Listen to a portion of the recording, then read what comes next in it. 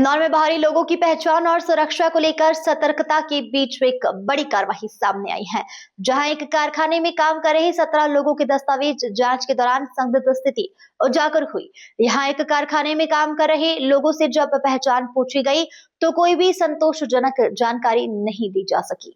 मामला इंदौर के वार्ड क्रमांक 9 स्थित कमला नेहरू कॉलोनी 228 बी का है। यह रानी लक्ष्मीबाई मंडल अध्यक्ष चंदन सिंह बैस द्वारा एक कारखाने में कार्यरत लोगों के दस्तावेज की जांच की गई। जांच के दौरान कुल 17 लोग जिन्होंने खुद को पश्चिम बंगाल का निवासी बताया, कोई भी व्यक्ति वैध पहचान पत्र या ठोस जानकारी प्रस्तुत नहीं कर सका। स्थिति संदिग्ध प्रतीत होने पर तत्काल स्थानीय थाना मल्हारगंज पुलिस को सूचना दी गई। सूचना मिलते ही पुलिस मौके पर पहुंची और सभी 17 लोगों को पूछताछ के लिए थाने ले जाया गया। फिलहाल पुलिस उनकी पहचान, काम पर आने का कारण, ठेकेदार और कारखाना संचालन से जुड़े तथ्यों की गहनता से जांच कर रही है। पुलिस का कहना है जांच पूरी होने के बाद ही स्थिति स्पष्ट हो पाएगी। हमारे माननीय मंत्री कैलाश विजयवर्गीय जी और आकाश विजयवर्गीय जी के नेतृत्व में विधानसभा एक रानी लक्ष्मीबाई मंडल के अंतर्गत वार्ड क्रमांक 9 में हमारे द्वारा पूरे मंडल के द्वारा सर्वे किया जा रहा था। जगह जगह घूमकर SIR के नए फॉर्म नंबर 6, 7, 8 के माध्यम से SIR की पूरी वो की जा रही थी। उसमें पाया गया है कि एक कमला नेहरू बी कॉलोनी में करीब 50 मुस्लिम कारीगर जो अवैध रूप से यही रहते हैं, केवल ईद के दिन नीचे उतरते हैं और बांग्लादेशी मुस्लिम है ये लोग। इसमें 4 लोगों के केवल OTP से आधार कार्ड वेरीफाई हुए हैं, बाकी लोगों के किसी के OTP नहीं जा रहा है, किसी के पास वो नंबर बंद हो चुका है और जितने भी आधार कार्ड है वो सब इनके बचपनों के आधार कार्ड है। कोई भी नया आधार कार्ड नहीं, अपडेटेड आधार कार्ड नहीं है। कितने समय से ये लोग यहाँ रह रहे थे? ये 5 साल से, तकरीबन 5 साल से कुछ लोग और कुछ लोग 1 महीने से यहाँ रह रहे हैं, जैसा कि वो जो उनके ठेकेदार है उनने हमें बताया है।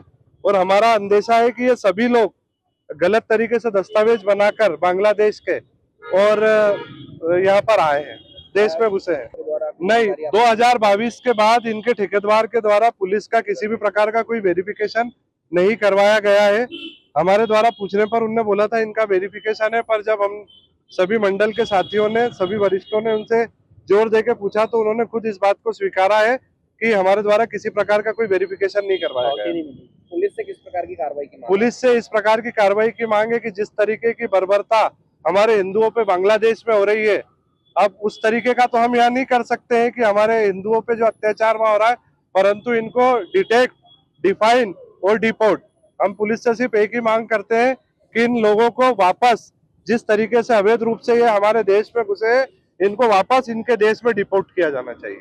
हाँ, कमला नगर रहवासियों ने इस प्रकार से वहाँ पहुंचे तो हमें सूचना दी थी कुछ लोग बाहर के लोग यहाँ पर रह रहे हैं, जिसकी तस्दीक हेतु पुलिस वहाँ बीट और हमारे थानेदार साहब वहाँ पहुंचे थे तो लेकर आए। लगभग हम 16-17 लोग लेके आए हैं, वेरीफाई कर रहे हैं। उनका कहना बाहर का है, अभी सतही तौर पर वेरीफाई किया है तो वो कलकत्ता और उसके आसपास के शहरों और गाँव के रहने वाले हैं और यहाँ मजदूरी कर रहे हैं, पिछले 5 वर्ष से यहाँ रह रहे हैं।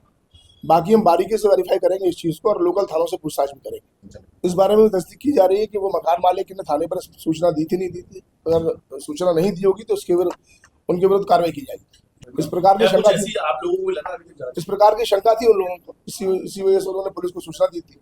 इस बारे में हम जैसे फैक्ट्स आएंगे वैसी कार्रवाई करेंगे। तो क्या इनके पहचान पत्र, आधार कार्ड ये सब अभी हमने सरसरी तौर पर उनके आधार कार्ड देखे हैं तो उसमें कहीं सारे आधार कार्ड कलकत्ता के आसपास के शहरों के। इंदौर से नेशन टाइम की रिपोर्ट।